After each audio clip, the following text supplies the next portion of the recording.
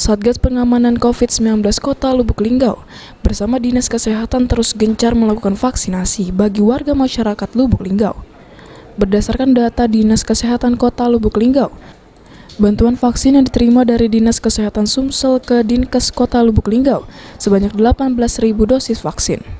Kepala Dinas Kesehatan Kota Lubuk Linggau Cikwi Faris mengatakan, dari 18.000 dosis vaksin, sudah dilakukan penyuntikan bagi warga masyarakat Lubuk Linggau, yakni tenaga kesehatan, pegawai publik hingga lansia sebanyak 13.000 orang, baik yang sudah 2 kali suntikan vaksin maupun baru 1 kali vaksin. 6.000 lebih orangnya. Itu seluruh lansia, ya, betul.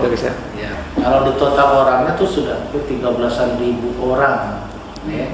Tapi karena ada yang vaksin sekali, ada sudah vaksin 2 kali.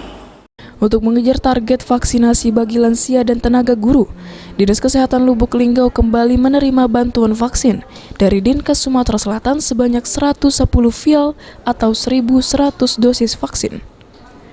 Tri Hajaria, PAL TV.